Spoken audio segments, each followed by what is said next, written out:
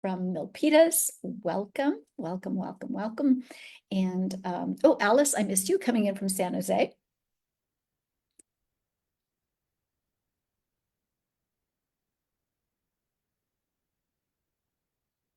Welcome, Pamela. Glad to have you here tonight. And I'm there. I'll put my name in here too. All right, let me put my name in here.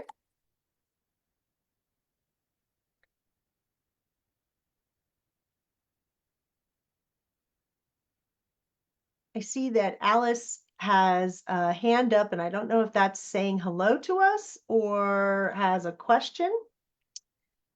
We are not going to be answering specific questions in the chat. We are going to answer questions in the Q&A after we start the webinar. This is just the warm-up, the little comedic relief at the beginning of the show. Yeah, and also to give you an idea of what other people might be curious about, because Diane's, oops, that one just slipped away, coming in from South San Jose, wants to capture rain and collect her gray water. So yeah, so this may be inspiring some of you. I think the Valley Water will actually be talking about their various programs, so they will cover some of this in their introduction. But great, keep it coming. Nick from San Jose, Alan from San Jose. Welcome to you all. Tonight's class is about 90 minutes, including the Q&A. So hopefully you have something cozy to drink, maybe a little something to snack on. And you'll be getting all kinds of resources, so you can really sit back, enjoy, get the information, ask your questions. We really want this event to be as helpful in moving you forward with your gardens as possible. And there will be a recorded version of this webinar that you can access afterward and watch it as many times as you would like, in all the languages. Yeah, there you go. What a great way to study, right? Right? That is terrific. Well, we are inviting people to say hello to us by going into the chat and putting their name in and telling us where they are zooming in from this evening. We have another 1 minute before we get started, and we are very excited to see people here on this. It's currently not raining where I am, but it may be raining where you are. You could even tell us if it's raining where you are. Hi, Helen from Mountain View. But it's definitely a good time for a cup of tea, a warm blanket, to snuggle up, get comfortable. I love this time of the year. I do too. I love it because of the rain, yes. Frankly, because I want a beautiful garden all year round. And I know if I capture the rain now, I can have a beautiful garden all year round and not have to irrigate it very much. Wow, that sounds like a perfect segue to the start of this class. We couldn't have planned that better. All right, it is 6:01. People will continue to come in, but we are going to go ahead and get started.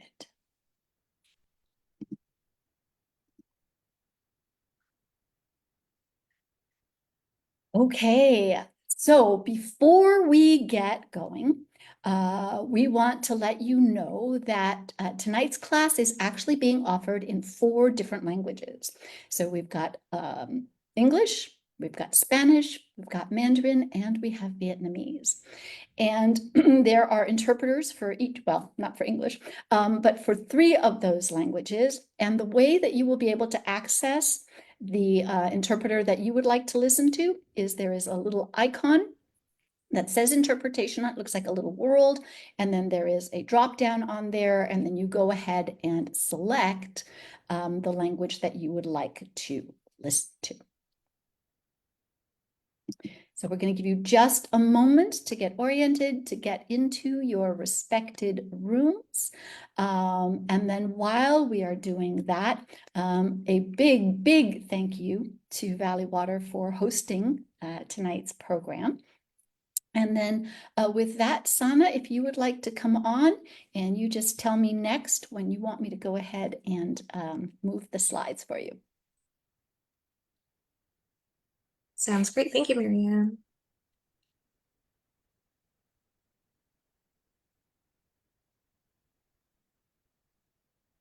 Will you be starting the presentation? Oh, so I've got the book. Oh, forgive me. So I thought you did this part. So yes, so in addition to the class, there is also a guideline that we'll be sending a link to you tomorrow evening, along with a series of other resources. And yes, it's the Sustainable Landscape Guidelines. Tonight's class is rainwater capture. Again, the timing is perfect, and we will be going into the details of what it looks like to get rain into the landscape in various ways. There we go. Thanks, Marianne. Hi, everyone. Good evening. I'm Sana. I'm a water conservation specialist here at Valley Water. I'm very excited to be offering this webinar series and partnering with G3. I'm going to be giving this short presentation into Valley Water, who we are, and some water conservation programs that we offer. A little background about Valley Water. We are a special state district water agency. We provide 3 core services for nearly 2 million people that live and work here in the South Bay Area. We are the water wholesaler, and we partner with 15 cities and 13 local water retailers to provide clean and reliable water, flood protection, and creek and stream stewardship for our community down here in Santa Clara County. Water conservation is essential for ensuring a clean and reliable water supply today and into the future. So thank you all again for joining us here to learn how you could improve your water efficiency and reduce water use in your landscape. Next slide, please.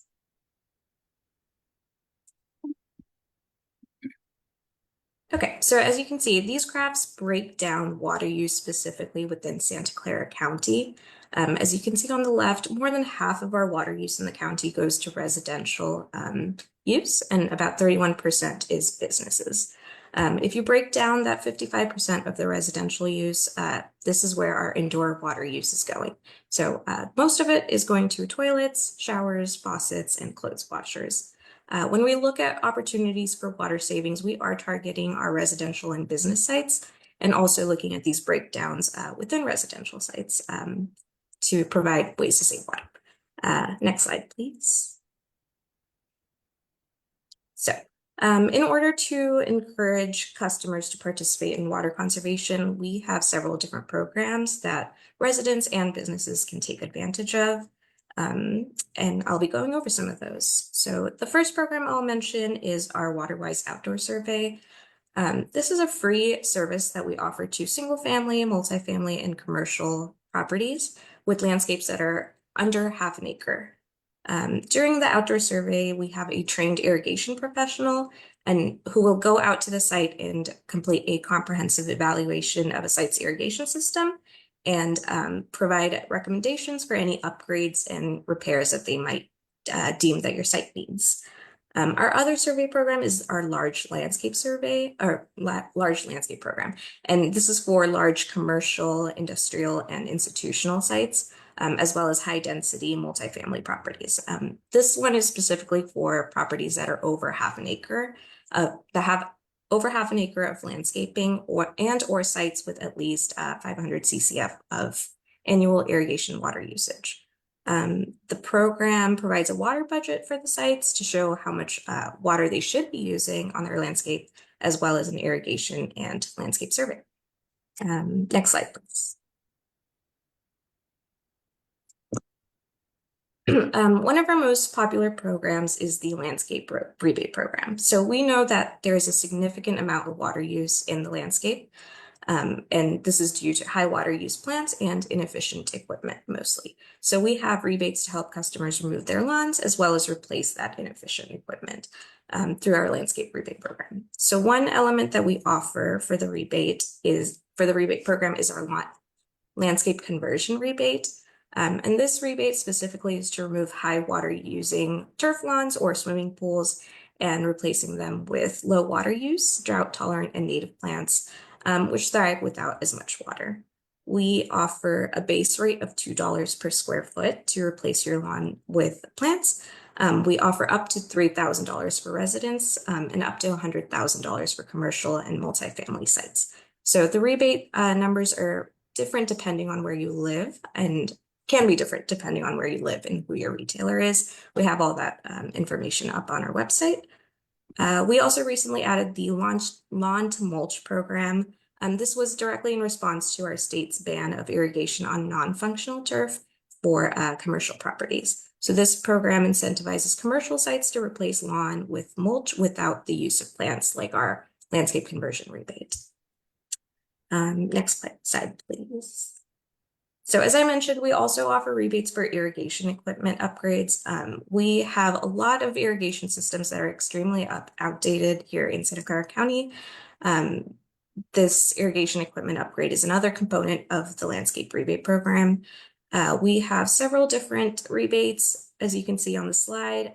For inline drip irrigation, we offer a rebate of 25 cents per square foot, and this is for taking out your traditional sprinklers and replacing them with inline drip irrigation. We also offer up to $5 per nozzle for high efficiency nozzles. So again, taking out traditional sprinklers, replacing them with high efficiency nozzles. We offer up to $1,000 per unit for landscape meters, flow sensors, hydrometers, and weather-based irrigation controllers. So our rebate for the weather-based irrigation controllers are depending on how many stations you connect.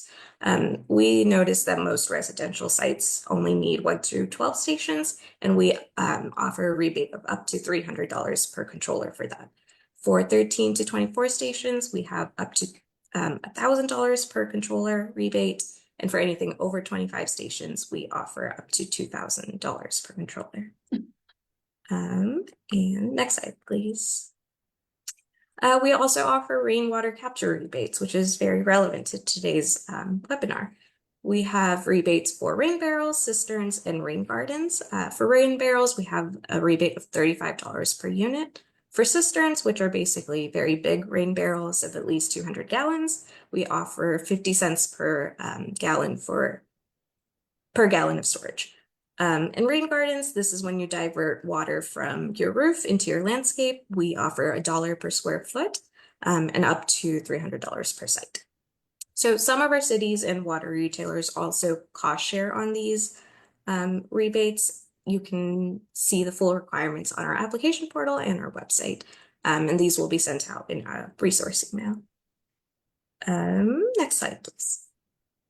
And I noticed that someone asked a question earlier about gray water. So we also offer a gray water laundry to landscape rebate. How we define gray water is lightly used water from clothes washers, showers, bathtubs, bathroom sinks.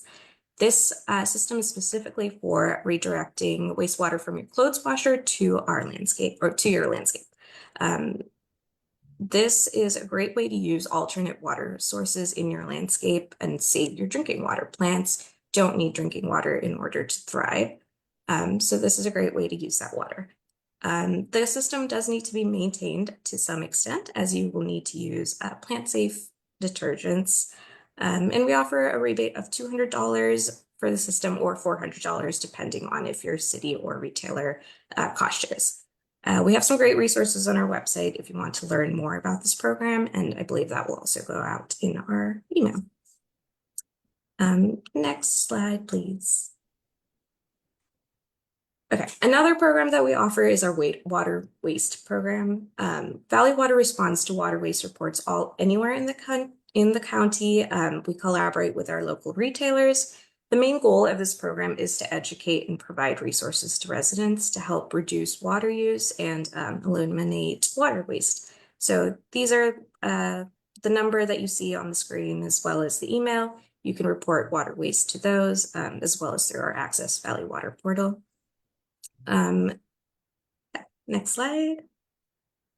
So This is the last program I believe I'm talking about. This is one of our most popular programs. It's our online shopping cart. We offer free high efficiency water using devices to all Santa Clara County residents. We launched this program back in April of 2021, and since then we've received over 15,000 orders, and we receive orders on a weekly basis. Some of our most popular items that we offer include high efficiency shower heads, water hose nozzles, shower timers, kitchen aerators, bath aerators. We also have DIY kits in multiple languages, and these help you detect leaks inside your home. You get a free flow rate bag to measure how efficient your showers and sinks are. You can get leak detection tablets to see if you have any leaks in your toilet. And there's also a practical plumbing guide, which teaches you simple ways that you can fix leaks. So please visit our website at watersavings.org to order any of these items free of cost. And our last slide, this is our contact information. Again, as I said, watersavings.org, that's our website for our water conservation programs where you can find more information. We have a conservation hotline and email as well. And this is our last webinar series for this season, but keep your eyes open for our spring webinar series, which will start March 20th of 2025. Thank you. Wow, 2025. All right. So we've probably had some new folks joining us this evening. So wanting to make sure that if you want to listen to tonight's webinar in either Spanish, Mandarin, or Vietnamese, that option is available to you. There's a little interpretation icon that you're going to see at the bottom of your screen. You go ahead and select your language, and it will basically take you into the room where you can hear it in your preferred language.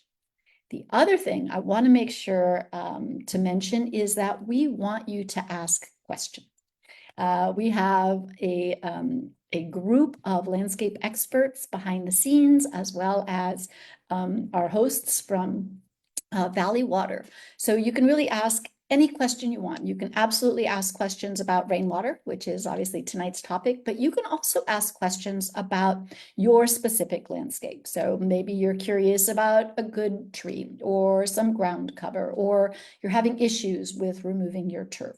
Whatever that question is, we would love to be able to help you move forward with your landscape transformation. So no question is too simple or too complex. So please, please, please ask away. It's the little Q&A icon. You just click on that. We have it set up so that you can see questions in the other languages as well. And you can see what other people are asking. So it's almost like you're having a conversation behind the scenes. So with that, let's go ahead and get started. So yes, tonight's course is all about capturing rainwater. If you have not taken a webinar with us before, there are some of the things that we will repeat in every webinar to make sure that we're all on the same page. So the first thing that we share is that we use the puzzle as a way of navigating through our classes. And the reason we do that is because it serves as a reminder that everything is connected. So when we talk about, these types of watershed-wise landscapes, it's easy to assume it's just about the plants or it's just about the irrigation. But really, we want to be looking at the entire system. So as we look at tonight's topic, capturing rainwater, the 6 pieces of the puzzle that we will be looking at are: 1, what are the capture options available to us? 2, we will spend quite a bit of time talking about capturing rain in the garden via something called passive capture. And we'll obviously define that in puzzle piece number 1.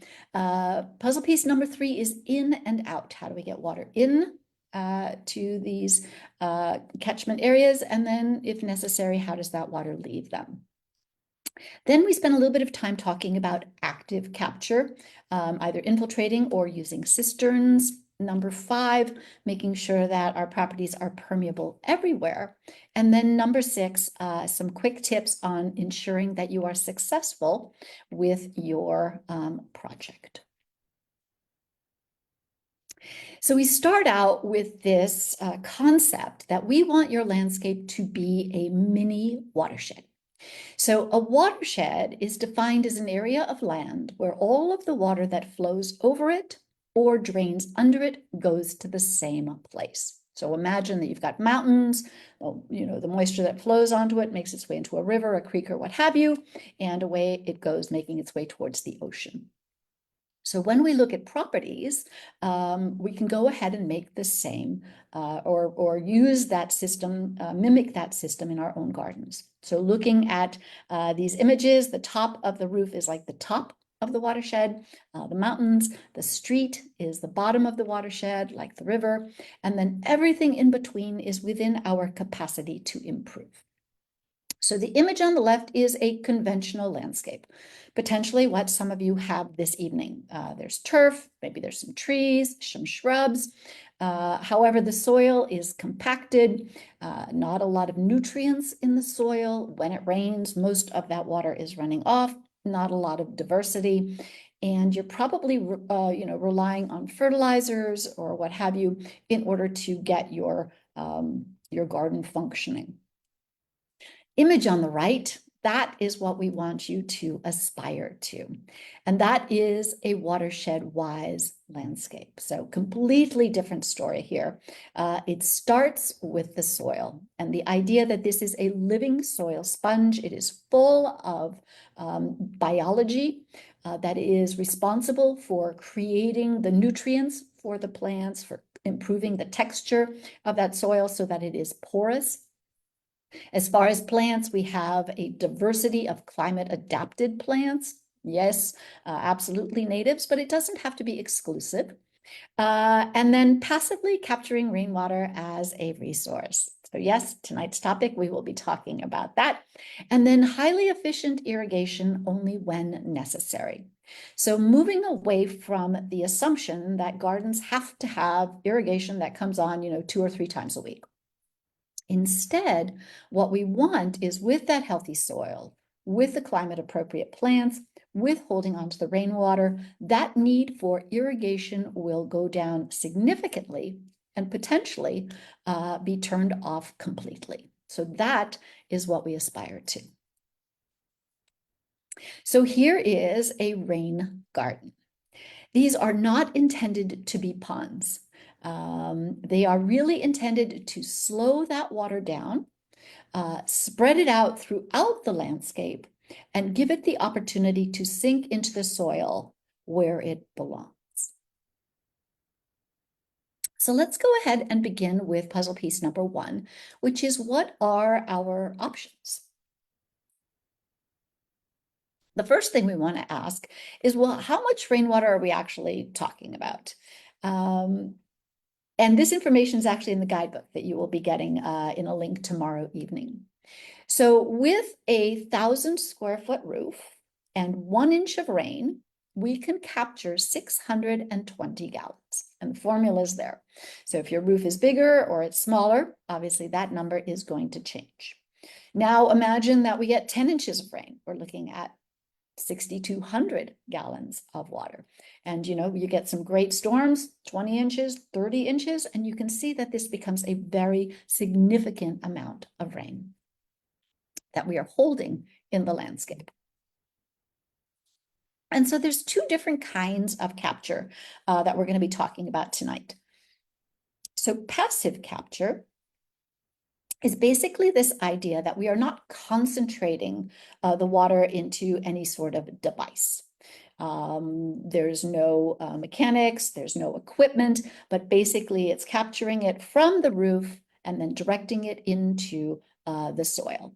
We do that with, and we use some of these terms pretty interchangeably: a sponge garden, a bioswale or vegetated buffer, a dry creek, French drain, dry well. Those all function in essentially the same way. Now, what if we wanted to concentrate that water and actually be able to store it in some sort of device? So now at this point, we're talking the rain barrels, we're talking cisterns, we're talking above ground storage tanks. And then what you do with that water from that device is also something that we will be talking about. So I said, 620 gallons. This is what we designed for, is that 1 inch of rain. And for some people, they're going, wow, I'd love to get a rain barrel. That feels like a great idea. But a rain barrel can hold about 50 gallons. Now, true, you can combine them together. We've got 4 rain barrels here. I can capture 200 gallons. I want to capture 620 gallons. And so really, we look at rain barrels not so much as a storage device, but as an opportunity to slow that water down and redirect it into the landscape. So you can see in this image here that there's a hose that's attached to it. It's attached to the overflow. So the nozzle at the bottom is how you access the water for the garden. The nozzle at the top is your overflow. We attach a hose to that, and then you move that hose over to where you want the water to go. So, this rain barrel fills up in about 30 seconds. And otherwise, all of that water that was, that filled it up, it would then start to overflow and we would lose it. But in this case, we can actually direct it out into the garden where it has the opportunity to sink into the soil. So the rain barrel is really an opportunity to slow that water and then redirect it into the garden. And so this is really all about getting the water into the soil where the plants can take advantage of it. And the thing, and sometimes this is a little bit hard to comprehend, but the soil sponge, when you've improved the quality of it, can hold on to way more water than any rain barrel or cistern ever could. So this is really where we're going to be focusing our energies. Passive capture, rain garden. So we talked about the 620 gallons of water that we want to capture. And again, the idea is we're not creating a pond. We want to slow that water down so that it can sink out into the soil. So the formula that you're going to need, again, this is all in the book. You don't have to, worry about taking your notes there, is we're going to take that 620 gallons and we're going to divide it by 7.48. And that number will give us cubic feet. So cubic feet means that we're now talking about volume. So we've gone from gallons into what is the size of the hole we're going to put in the garden in order to be able to hold on to this rain. The 7.48 comes from 1 cubic foot would take 7.48 gallons to fill it. So that's where that math comes from. The 620 divided by 7.48 gives us 83 cubic feet. So 620 gallons. I need to create a container in the garden, basically, that will hold 83 cubic feet. So what could that look like? So there's the sort of long and wide component. The square footage of it could look like 9 by 9, 6 by 14. It could be long and thin, the 2 by 42, and it's 12 inches deep, right? Because that water needs to sink down into the soil. Now, we use these geometric shapes really as a reference. We're not expecting that you're going to put a square or a circle in the garden, but it gives you an idea. It helps you envision how large a space you need in order to actually be able to create this rain garden. And then once you have those approximate dimensions, you can definitely soften it into an organic shape that is aesthetically pleasing to you. Well, what happens if I don't want to go 12 inches deep? 12 inches is kind of significant. It's hard to dig. My soil is kind of tough to work with. It doesn't have to be 12 inches. In fact, we very much believe that the more shallow the rain garden, the more successful it is, because the intention, again, is to spread that water throughout the garden. So 6 inches is basically not even a shovel deep, very easier. I would say very easy to dig, but easier. But now, in order to capture the same amount of rain, because we're only going half as deep, we now need to go twice as large. So instead of 9 by 9, I'm now going 13 by 13. So I'm going 6 inches deep, but my surface area is now significantly, or twice as large as it would have been if I was going 12 inches deep. So here is a comparison In my first example, again, where I was looking at going down 12 inches deep, my surface area is much smaller, but I'm going down deeper. The drawing at the bottom, I only want to go 6 inches, but now my surface area needs to compensate for that by being larger. The next thing that you need to consider, so we've got approximately how big, or I'm going to call it container, even though we're going into the soil, the area, the depression, the basin, the swale. We know about how big our basin needs to be, but we can't just plop it willy-nilly anywhere in the garden. So there's a few considerations. The first one is something called setbacks.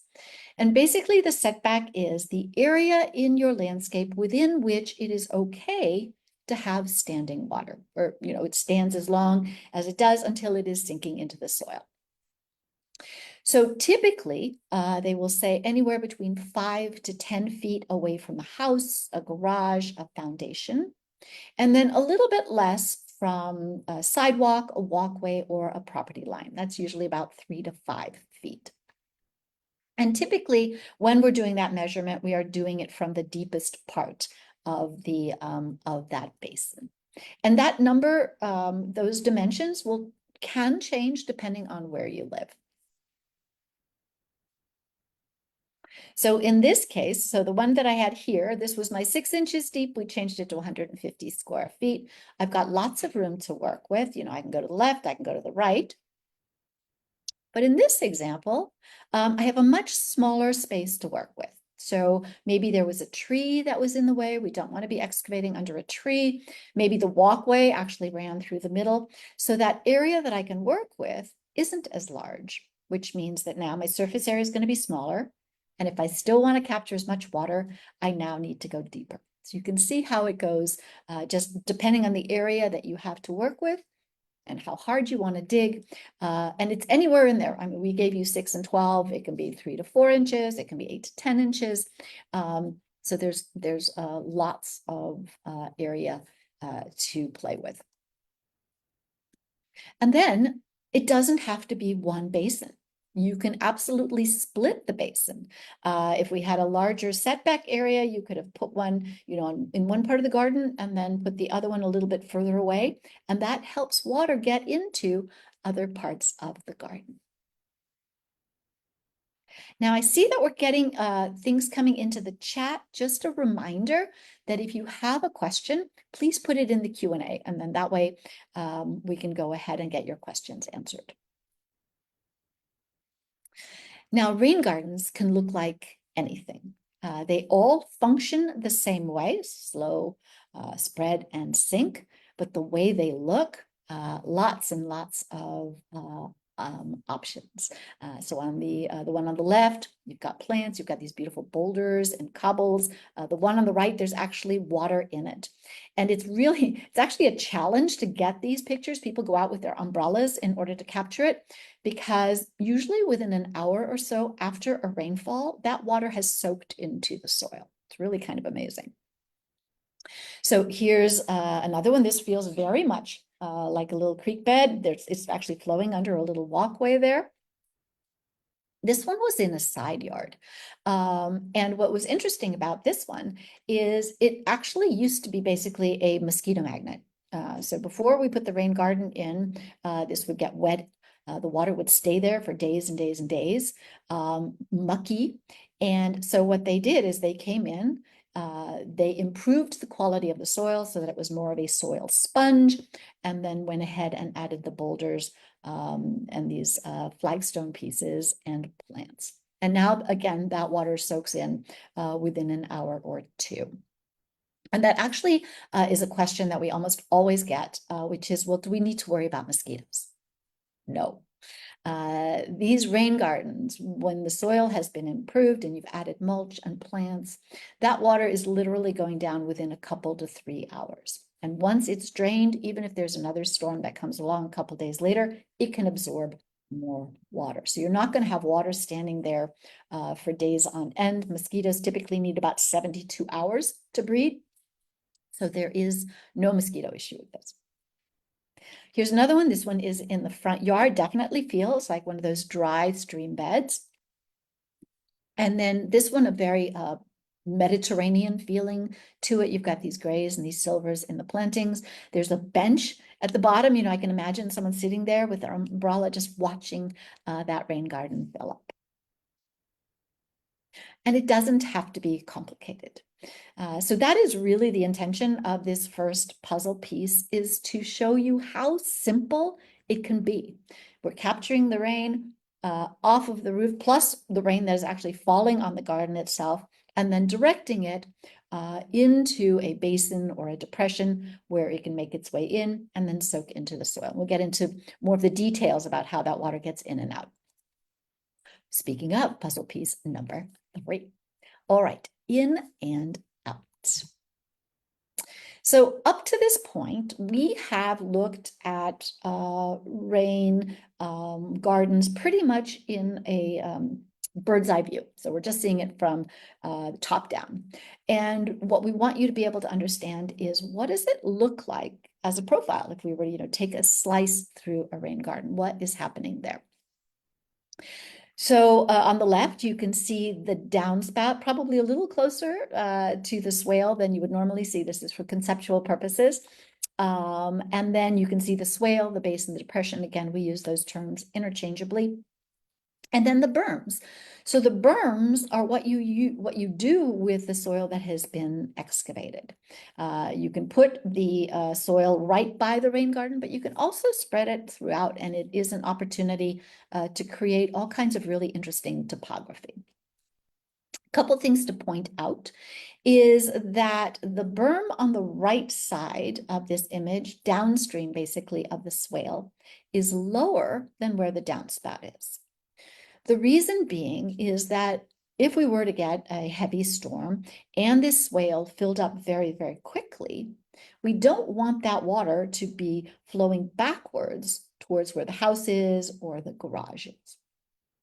And it's really easy because water will flow, to the lowest point. So if that berm is a little bit lower, once that swale hits that point, it's going to overflow and then move away from any buildings or what have you. The other thing to point out is that if the elevation of your garden is completely flat, it's hard to actually move the water. And so as you are designing your garden, you want to consider, what does it take to actually direct it into the rain garden that I have created? And you're going to do that with a really trench isn't even the right word. We're talking maybe 2, 3, 4 inches, which basically guides the water, directs the water into that swale. And in order to do that, we do need to have a little bit of an elevation drop. So in order to get from point A to point B, we need a 1-inch drop for every 4 feet. So basically that means for every 4 feet of distance that I travel from point A to point B, I need my elevation to change by 1 inch. So if I'm traveling 12 feet, I'm actually going to need a 3-inch elevation change from the downspout to the beginning of my rain garden. Now, if you have any questions about this, please, please, please ask our experts behind the scenes. Now, there is a very cool tool. We talk about how you create these in the guidebook, and it's called a bunyip. So a bunyip is originally from Australia, and it is incredibly easy to use and inexpensive to make. So basically, you're taking 2 sticks. It's got lines across it that are every inch. And then between it, you put a plastic tubing, maybe 12, 13 feet long, and you fill that tubing with water. And the way it works is that water will always seek its own level. And so basically, you need 2 people for this. You put one at one point and you put one at the other point, and you see where those levels of water are in each case, and then you would subtract one number from the other, and that would tell you what that elevation change is. So you don't need a laser. It's very, very low tech and cheap to build. Now, the next thing you want to think about is the example that I gave you in the very beginning was 1,000 square feet coming off your roof would give us 620 gallons. However, most roofs are going to have different pitches to it. Rarely are they flat.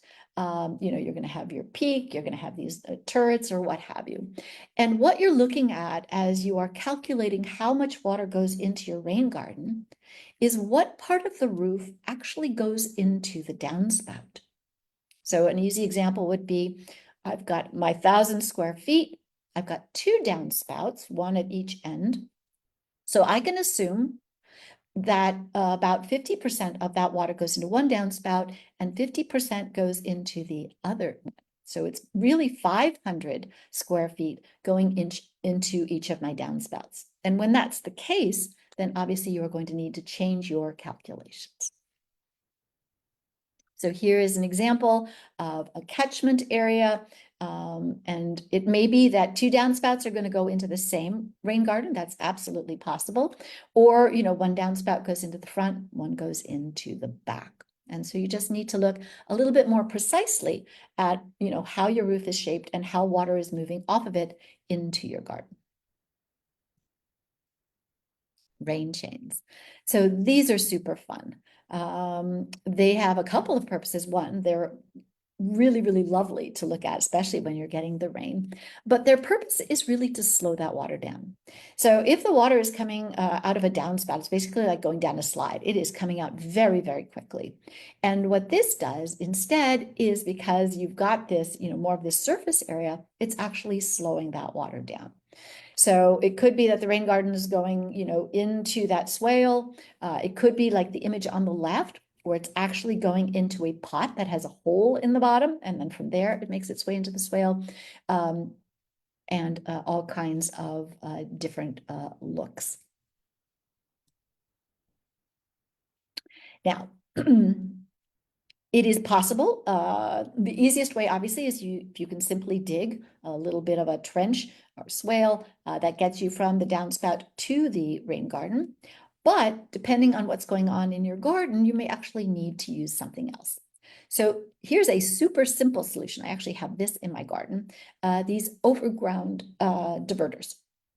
You can get them at a Lowe's, a Home Depot. I think they're like $10, $12. They are accordion shaped when you get them, and then you pull them out. They don't really fold back in, but you can actually connect more than one. And then you connect it to the downspout during the rainy season. When the rains are done, you just easily, simply pull it off and then store it away for the next season. Now, in some cases, your downspout is actually going to need to go into a catch basin. And so a catch basin is basically like a little, for lack of a better term, like a little tub beneath the ground. And it is connected to a pipe. So it goes into that bucket, that tub, flows through the pipe and exits at your rain garden. So all of this is happening underground as opposed to overground, which is the first example we looked at. So you can see there that you've got the pipe that is emptying out into this rain garden. One of the things to note is you can absolutely do boulders and cobbles in your rain garden, but you do not have to. They do not make them function any better. They are primarily an aesthetic choice. However, the one place you might want to include stones or riprap or something is at the mouth of the downspout or the pipe, because the velocity can be pretty significant, and they help slow that down, diffuse it, so that you're not getting a bunch of erosion.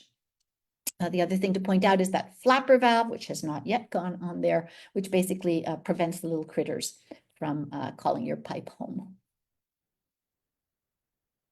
Now, here's an interesting example in that we actually cut the drain. So this was initially going out to the street directly. A lot of homes are set up that way.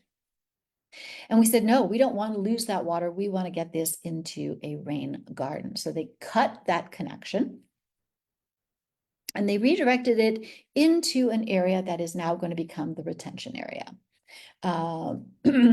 They left the existing pipe that goes out to the street there just in case they needed additional drainage. And then fill that area actually with cobbles to keep that pipe in place. And then what they're going to do is they're going to cut it once the grade is finished so that it is practically invisible. And this is a pop-up. So what'll happen is when the rain comes, it makes its way through the pipe.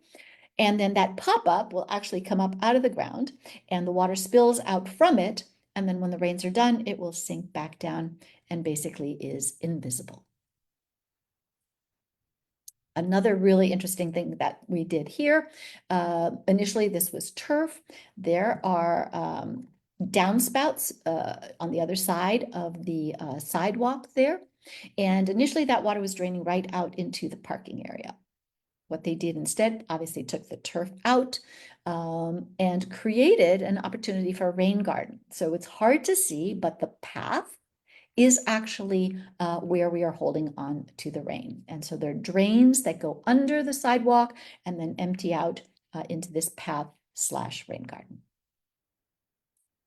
Now this one's interesting because ideally a home is designed so that the water flows away from your house out to its final destination. But in this case, they actually had issues with water flowing towards the house. And so came up with some clever solutions. You can see that we've got the downspouts, there's a drain. So all of that water was making its way towards the house. And so what they did is they created a retention area, a rain garden behind the scenes. I'm going to show you that in the next slide. They took that excess that excess soil, and they created a mound out of it. So all of a sudden we have this barrier between the sidewalk where water would land and make its way towards the house. Plus, it's just way more attractive. Having those plants there improves the quality of the soil. So as it's making its way in, it is being absorbed there. Took out the concrete path, turned it into permeable paving. Behind the scenes, you can see that retention area. So all the water coming from the downspouts from the drain is now held in this area where it has the opportunity to sink down into the soil, potentially percolate on down into the water table. Now, up to this point, we've been looking at pretty simple scenarios, but it gets a little bit more complicated when we are on a hillside. So if there's a certain amount of slope, you can definitely do what we've just been talking about. But when it starts to get to be a little bit more steep, there are definitely things that you need to take into consideration. And we would actually say if you've got any kind of slope at all, it would definitely behoove you to bring in a professional. So a landscape architect, landscape contractor, an engineer to give you some guidance.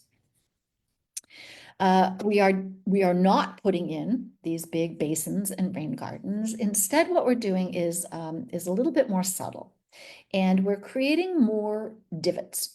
So we're not going 12 inches by any stretch of the imagination. We're not really even going 6. So we're going maybe 2 or 3 inches deep.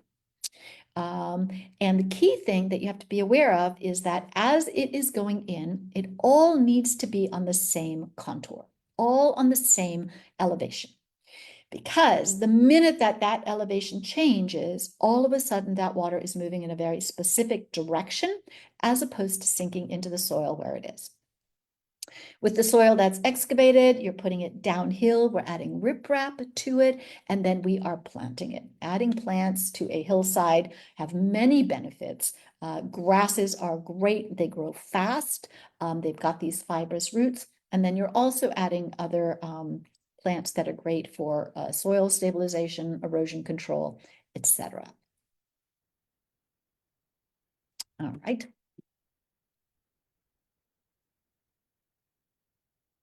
So let's talk a little bit now about active capture. This is a very, very small site, and there is a lot of hardscape, and we would like to do better about holding on to it. If we were to do the calculations, we would have to go, multiple feet down. And, we don't want to go much down beyond 12 inches without a little bit more guidance. So instead of capturing it in a rain garden, we're going to do an infiltration pit instead. So we are capturing water from the sidewalk, from the roofs, There's actually 3 different roofs that potentially drain either into drains that are going out into the street or just puddling on the hardscape that we have here. So this is definitely something where you want to be working with a professional, where you are consulting with a municipality, building and safety, because when we start going deeper than 12 inches, again, there are things to be aware of. So again, we're going to go ahead and calculate how much water we want to be able to hold on to. They recommend finding a spot approximately in the middle of the yard, and then you're going to dig a hole. So this is a very big hole. Again, you are working with professionals to guide you on this. And then what we're going to do is we're actually going to add infiltration cells. So we need something to fill that space. So it can be infiltration cells, it can be gravel, and depending on what material you use, that is obviously taking up space in that area. So if I've got gravel, that's taking up a lot of space. The water is only filling in the gaps between the stones, whereas the infiltration cells are designed so that there's a lot more open space for the water to sit until it makes its way into the soil or down into the water table. So these are definitely calculations that you are going to want some help with. And then voila, we wave the magic wand, and this garden has been transformed. So all of a sudden, we are capturing the water. It is making its way into this relatively small surface area, and yet we are capturing quite a bit of it, and then obviously all the other improvements that were made. So why don't we simply actively infiltrate, dig a big hole? So there are certain places, certain circumstances where you can do that. And then others where for an assortment of reasons, it's actually not feasible. So one of the things that you might encounter is if your water table is high. So you dig a hole and the next thing you know, you've actually hit the water table. Well, there's nowhere for that rain to go. Sometimes there are issues with salinity in the soil. There are certain types of clay soils that can actually collapse with that much water sitting there. Or it's just too difficult to get that setback area next to the buildings. So definitely, again, same thing with hillsides. If this is, it's a wonderful endeavor, and you just want to make sure that it is done correctly if it's possible. And even as I say that, the reminder that we are capturing rain not just in the depression, we are capturing rain anywhere that is a permeable surface, and we'll be talking about that in the next section. So let's talk about cisterns. We looked at rain barrels and they said, we could connect 4 of them and get 200 gallons, but cisterns are larger, obviously. And there are certain places where they can make sense. So one of them is actually a hillside. So if your hillside is too steep, or it's just too challenging to work on the hillside directly, you can bring in a cistern. If you don't have a lot of room in order to be able to infiltrate that soil, if that example that we just looked at, they could have potentially brought in a cistern.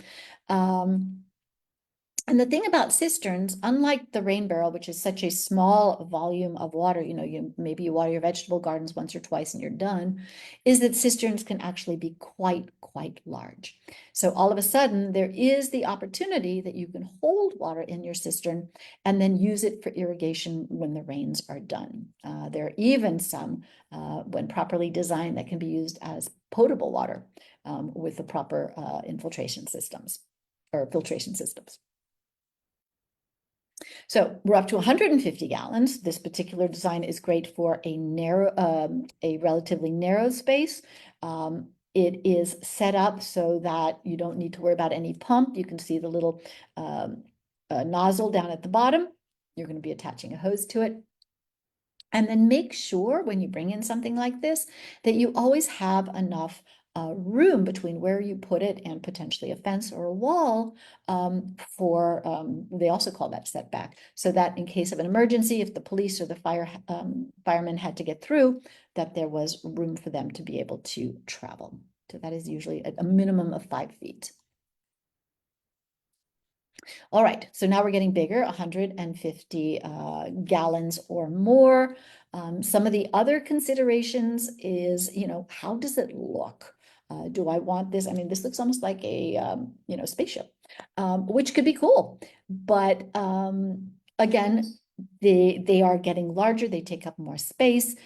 They are definitely having an aesthetic impact on the work that you are doing. So these are just things to consider as you look at your different options.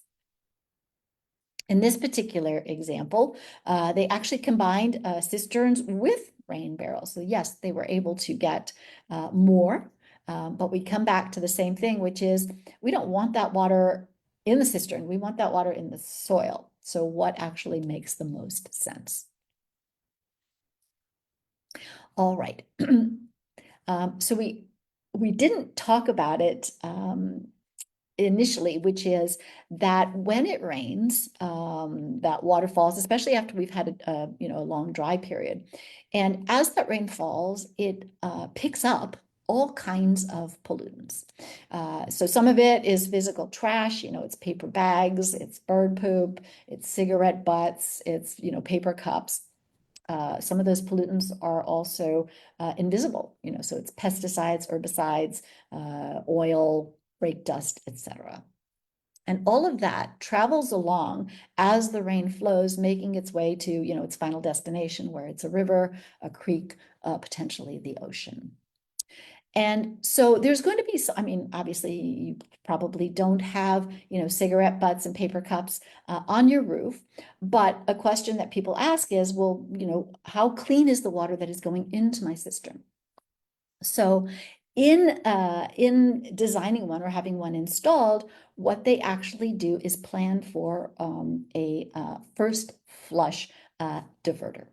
So basically, with that first flush, all of the gunk that's built up, leaves and what have you on your roof, make its way into this mechanism and falls into basically a holding tank with a ball in it.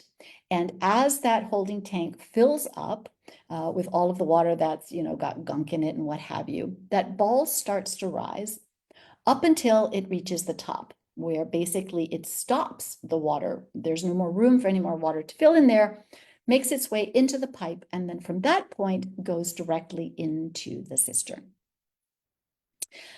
Then once it's in the cistern, there's a couple of options. One, when you need it, you can go ahead and flip a valve and it will make its way into your irrigation system. Or the possibility that if it overflows, it can go into the rain garden.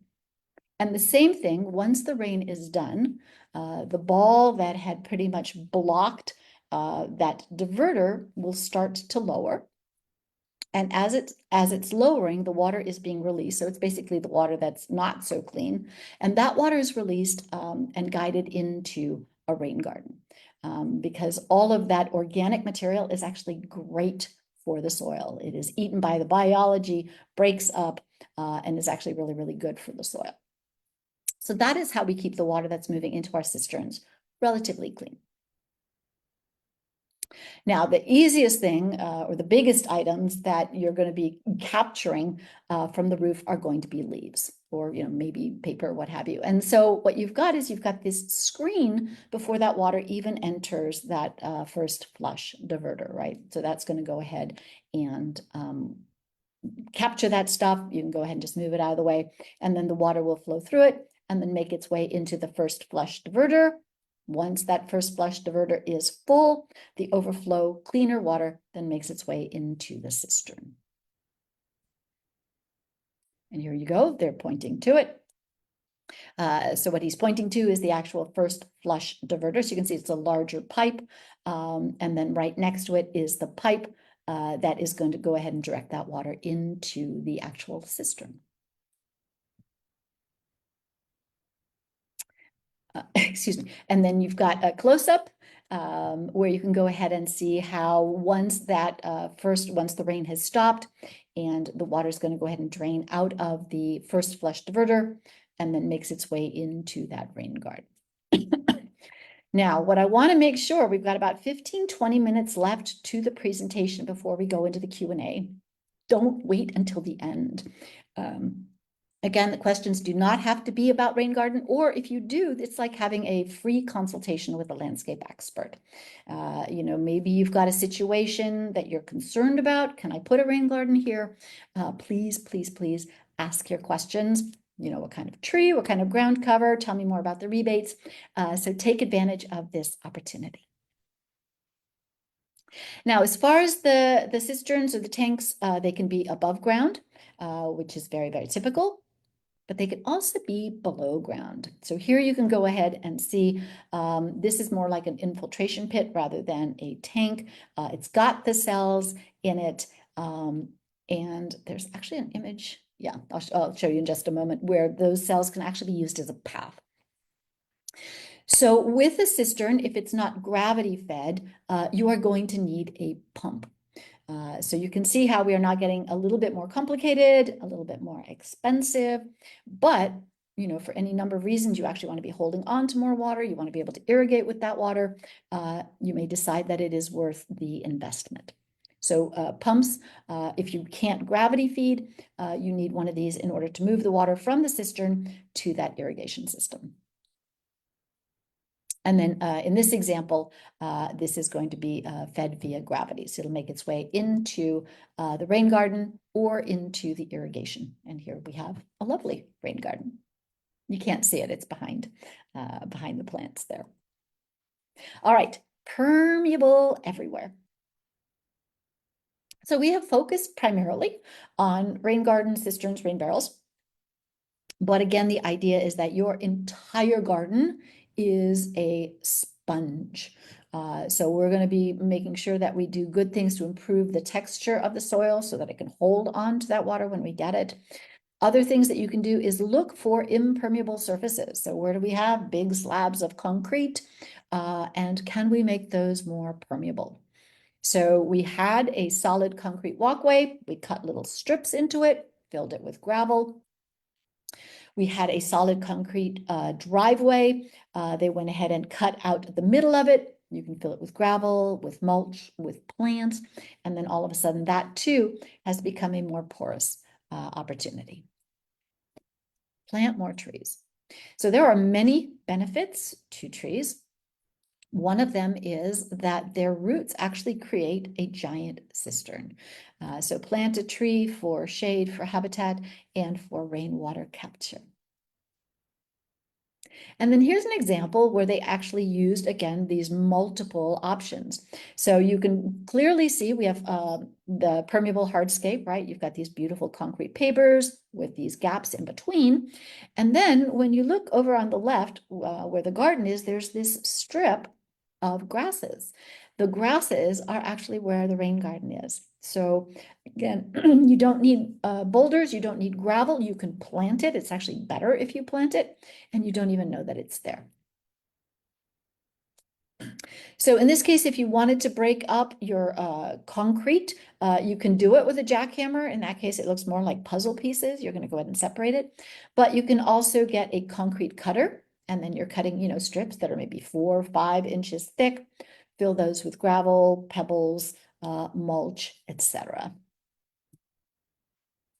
And then you can get creative.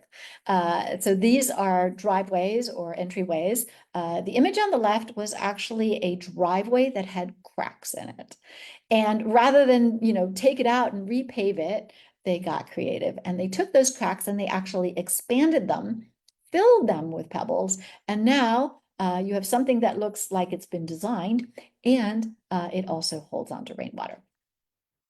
On the right, this was intentionally designed so that we had gaps. And again, they went ahead, when they poured the concrete, they made sure that those gaps were built in, and then they went ahead and filled those with gravel. Now, it's also possible to capture rain in parkways. So parkways, you have to be a little bit more mindful than simply doing it in your front yard or your backyard, in that the parkway is considered a public area. So even though it is owned by the city, it is your responsibility.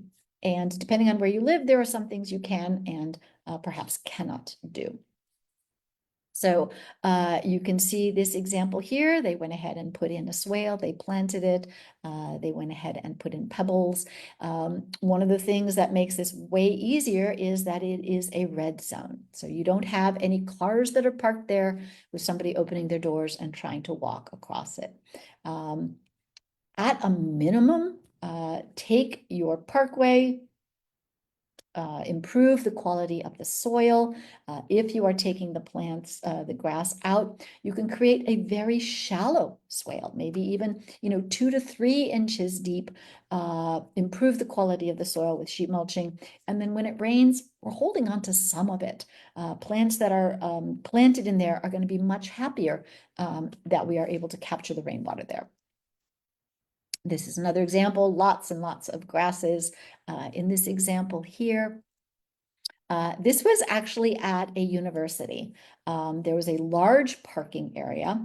That water was being lost, and they actually created curb cuts so that the water was draining off of the parking area into these rain gardens. And you can see how happy the plants are.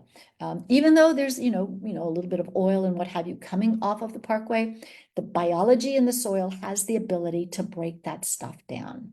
The key is making sure that we do it locally, right? So they are overwhelmed when, it's a whole community of rain and all of the first flush making its way.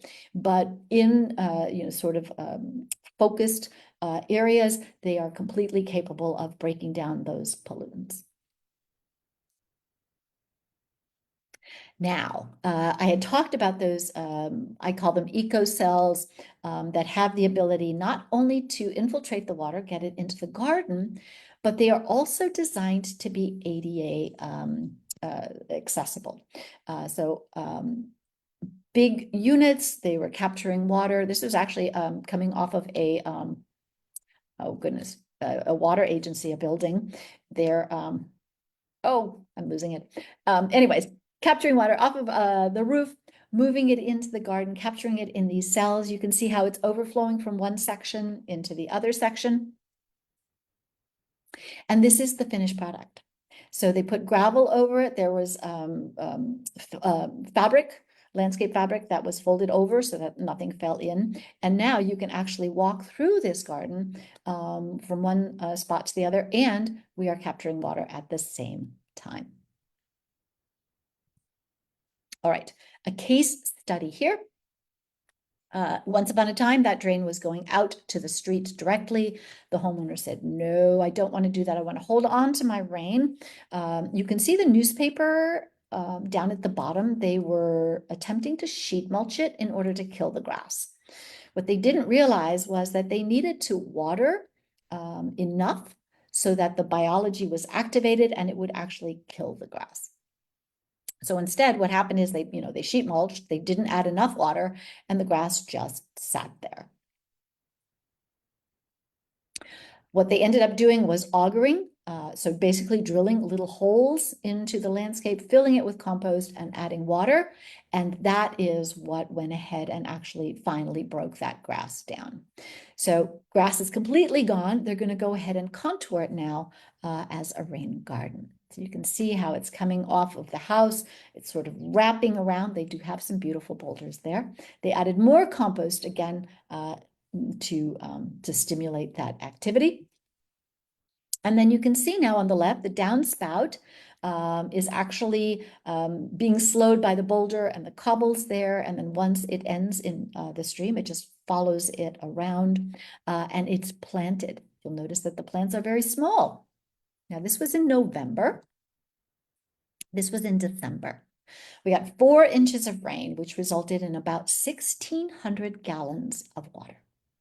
Now, what's interesting to point out, 1,600 gallons, this is not a big front yard, is you look beyond it and you've got turf. Across the street is a park, more turf.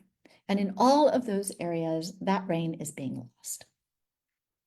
February, this was a very good year for rain. We got 3.5 inches, another 1,400 gallons. We've captured 3,000 gallons in this one little area. Remembering that for the most part, the rain falls, it sinks into the rain garden, and then there can be another, rain event, maybe 3, 4 a week later, and that rain garden is capable of holding on to more water, or it percolates down into the aquifers. And if it cannot contain, if the rain is falling too quickly, it will simply overflow and drain off the way it would have beforehand. Now, this is April, so no irrigation. Things are starting to bloom. This is August. Look how big this garden has grown in 8 months. Very little hand watering, and potentially the following year, there would be no hand watering at all. These are still relatively young plants. They're still getting established, sinking down their roots. So yeah, a little bit, sort of peak summertime. 2 years later, just, it's still growing in, no significant irrigation. So when we talk about that mini watershed, this is what is possible with the soil, with holding on to the rain, with your climate appropriate plants, letting go of irrigation. All right, the last piece of the puzzle, let me just check my time, ask your questions. Ensuring success. It's all in the soil, brick or sponge. I keep talking about the soil sponge. If you have a soil brick, it will be very difficult for that water to sink in. You won't be able to absorb as much, more of it's going to run off. So yeah, we want that soil sponge. One of the things that you may want to do if it is something that you want, to know what is going on, is to actually do a compaction test. That's also in your book. And compaction is not always an issue with clay soil. In fact, any kind of soil can be compact. It happens from construction. It happens from poor irrigation practices. It happens from, running a lawnmower, from walking on it for 30 years. But basically, that soil gets more and more compacted. So you want to know what's going on. You're going to dig a hole. You're going to fill it with water a couple of times. And then on the third time, you're going to fill it with water and see how long it drains. Now, depending on how quickly it drains, you may need to do a little bit of mitigating. So in that 2 to 4 inches per hour, that water is draining down, not too fast, not too slow. That is great. If that water is taking forever to go down, you're going to need to mitigate. So it may be that you're going to do that auger thing. I'm going to show you how that works in just a minute. But also if that water is draining really, really quickly, because if the water is draining so quickly, it moves out of the root zone potentially faster than the plants can absorb it, or the plants are, you may need to be watering more quickly because that water just isn't staying in the soil very long. And the way you're going to do that doesn't matter if it's too slow or too fast, you are going to sheet mulch. Some people call it the lasagna method. Basically, you are laying down compost, paper, mulch, watering it. As that organic material starts to break down, we are feeding the biology in the soil, and that biology in the soil is not only creating nutrients for our plants, but it is actually changing the structure of that soil so that it is more porous and more sponge-like. Now, I'd mentioned using an auger in that one case study where the newspaper was there and the grass wasn't dying. Basically, it's a drill bit with an 18-inch drill on it, and you're basically just popping holes into it, depending how compacted it is. They may be closer or further apart. The idea of it is by creating these small holes, these pockets in the soil, you're going to fill it with compost and you're going to water it. And what that does is that gets that organic material down to the biology, our microbes in the soil, more quickly, rather than waiting for it eventually to make its way. And it will eventually make its way down through the surface of the soil. You're adding worm castings, compost, you can add humates. They all accomplish the same thing. They are food for our microbes. Now, as far as rain gardens, we said, yeah, you can do boulders, you can do cobbles. They're expensive, they're heavy. You don't have to do them. And in fact, by adding plants, it speeds up the process of creating that permeability. But you can't put just any plant into your rain garden. There's some plants that would not be happy in there. And again, remembering that we are not creating a pond. The water isn't going to be sitting there for an extended period of time, but the soil will be wetter than other parts of the garden. And so as you are considering your plant palette, you are looking for plants that can tolerate wet feet. So those are plants that are either on the side of the basin or potentially at the bottom. So we've got some different examples here. We've got the juncus, which is very grass-like, very resilient plant. The Zephyranthes is actually a bulb that come into bloom after the rains. They come in whites and pinks. The Clinopodium is almost like a mint, so it's low growing, relatively quick. And you start putting these in, and again, the idea that you can't even see that rain garden is in, especially when we're talking about 6 inches. A few more examples. Another grass-like plant is that Lamandra that does better along the sides. The Anemopsis. You put one of these in and it will spread. I mean, you can do one and it will fill your entire rain garden. So you've got the flowers in the wintertime. The stalks become red. It'll lose some of its leaves, turn red, depending on how cold it is. And then there is a variety of the mimulus that can actually tolerate those conditions as well. So if you like a little bit of color. As far as the maintenance, super important that you clean out your gutters before it rains. Otherwise, all of those leaves, all of that gunk is going to get into your downspout and then basically stop or block that connection. Just check on the time. So things that you can do to make that easier. Yes, you can climb up on a ladder or, bring in someone to do that for you. You can also have these gutter screens installed, so that prevents that from happening. And then one of the questions that we get is, do we have to worry about buildup or sediment in these basins?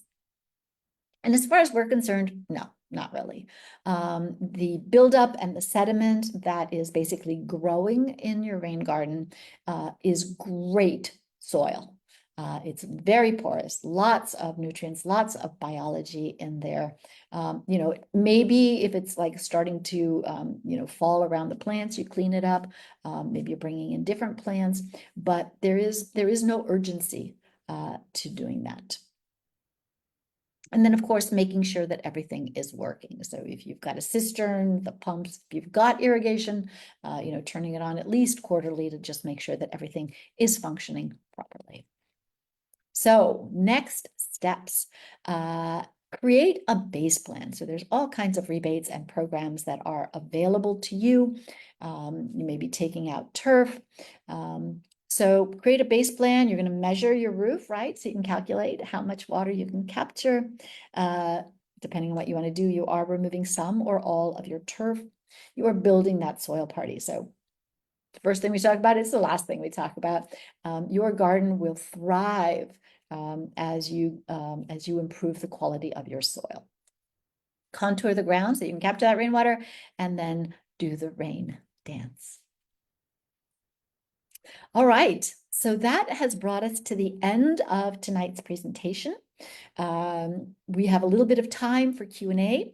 We're going to go ahead and launch the poll, which is also available in all 4 languages. So we just do that. So you just scroll down to the section that is your language. Go ahead and answer the questions, and we look forward to getting that information. At this point, I'm going to stop sharing. And yeah, we've got about 10 minutes or so. Maybe before the Q&A from our Valley Water hosts, Sana, was there anything that you wanted to say before we move into the Q&A?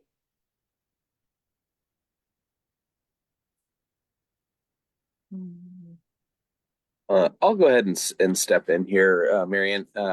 We don't have really much to say other than number one, we really appreciate everyone joining us tonight.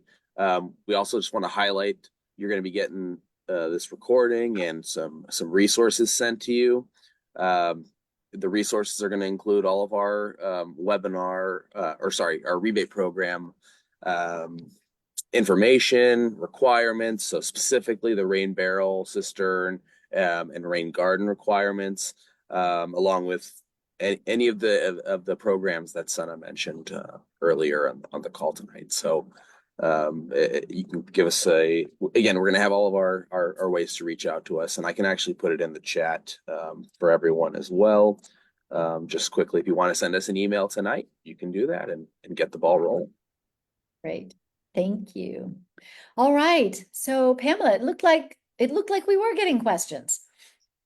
Indeed, we got a lot of questions. I'm going to start with the one that I was just answering, and that is about using an auger to create aeration in the soil, that it doesn't make plugs. And the issue with the reason we use an auger is because we want to do as little disturbance to the soil as possible. So the auger is allowing us to create, very small holes, very deep into the soil. And then when we cover it with compost or with worm castings and we water that in, that material will be able to go down into the holes and be actually at the root depth instead of sitting on the surface of the ground. So we're using an auger in order to, just not be disturbing the soil very much. And soil disturbance creates compaction in general. So we want to avoid that wherever possible. Let's see. Okay, questions. We had a lot of questions about how did we get to 150 square feet, 6 inches deep. So perhaps do you want me to go through it, or? Yeah, go ahead from a different perspective. Sure. Sure. So this is a calculation that is based on the square footage of roof. We're using a 1,000 square foot roof, or any surface for that matter, but in this case, the roof, 1,000 square feet, 1 inch of rain falling on a 1,000 square foot roof generates 620 gallons of water. So 620 gallons of water for 1 inch of rain on a 1,000 square foot roof. When you turn those gallons into cubic feet, essentially, of material, you divide by 7.48 and you arrive at 83 cubic feet. So if you were going to dig down 1 foot deep, you would have to have a surface area 83 square feet in order to accommodate that water. Now, I don't like to dig, so I don't want to dig 12 inches. I only want to dig 6 inches deep, keeping it shallow. And in that case, I would have to double the surface area to get the same amount of water. So technically, it would be 166 square feet, 6 inches deep. But in order to make it accessible for everybody and accessible really for every landscape, we turned it into a very simple calculation of 150 square feet, 6 inches deep for every 1,000 square foot of roof area that you have. So it's a quick way to just think about it. You can make it larger, but this essentially captures all that water that would be coming off the roof. And the thing that Marianne showed with the case study is that it doesn't just work once. The rain garden works every time it rains. So you, yes, get 1 inch, and as your soil becomes better and better, you are actually capturing even more than 1 inch of rain in that rain garden, because your infiltration rate improves, even in very clay soils. So the water coming in, an inch of rain may be coming in, but it's being absorbed by the mulch, it's being absorbed by the plants, it's infiltrating very quickly into the rain garden. And so the next inch of rain, if it's a 2-inch rain event, just follows on behind and fills things up. So it's a ever improving system. And that is really the beauty of a rain garden as opposed to a rain barrel or cistern, where you only get so many gallons that you can store in that. The rain garden, it's going to go on and on. So that answers a lot of those those questions. And it's all in the book. So in the guidebook, and you can go through it slowly. The explanation for the different conversion factors are all there as well. Right. There is a question that just came in that maybe Nick or Sana wants to answer. Let's see. There was a question about whether or not to use landscape fabric in the rain gardens, and the answer is no, never. There was one picture that kind of looked, that was using the red painter's paper, and so it kind of looked like something plasticky because it had been watered, and so it was very shiny. But that is not that's not what we do. We don't put plastic in the landscapes unless we absolutely have to. But really, landscape fabric is not the thing. It's always paper that are in rain gardens. If you're going to be doing sheet mulching or even under rocks or whatever, it's always paper. There was also a question about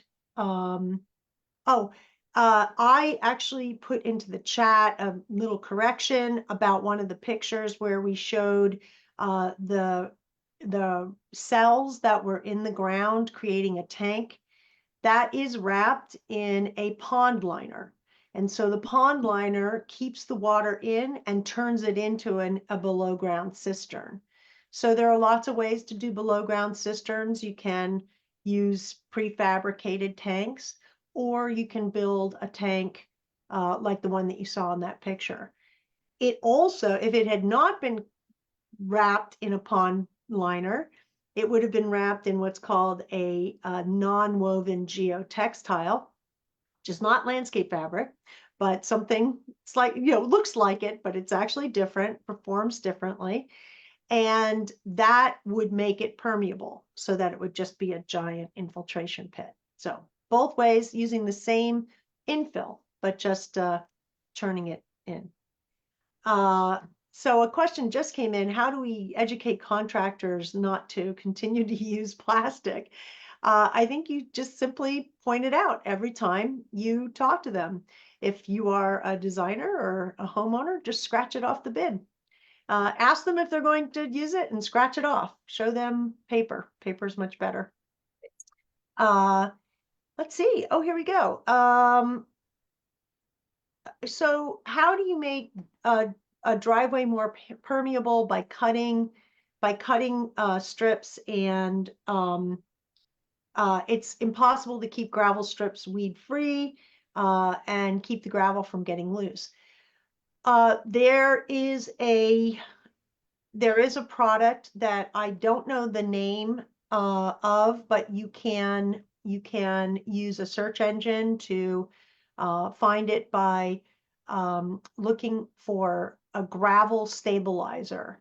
So it's a gravel. So stabilizer is usually a polymer product, and it will glue together the aggregate. Now, this makes it a little bit less permeable than if it doesn't have the polymer stabilizer, but because the aggregate is large and it's gravel, there will still be holes in between the gravel. And so water will still go down through it, but the gravel will stay, will stay stable and won't move around. So you can find those that it is available to the public, and you have to be very careful applying it though, because if you accidentally spray it on your driveway, it's very hard to remove and it will make a stain. But we don't recommend using stabilizer for decomposed granite. And the reason for that is that it is also a polymer product, but the decomposed granite is very, very small material. And so when the stabilizer is used on it, it really eliminates the gaps in between the material. And so it can first of all, be covered with dust very, very easily. And it can become as compacted as a concrete walkway. So it is, basically making a concrete walkway out of decomposed granite. And you're thinking that it's permeable, but it isn't. Yeah. So So that is our last question for the evening. We thank you so much for joining us. And as we said at the beginning, we will be back in 2025 with more classes, lots of resources headed your way. And since we won't see you until 2025, wishing you a wonderful holiday season. Bye-bye. Đó, và chúc quý vị sẽ có một mùa nghỉ holiday thật vui vẻ. Cảm ơn quý vị rất là nhiều.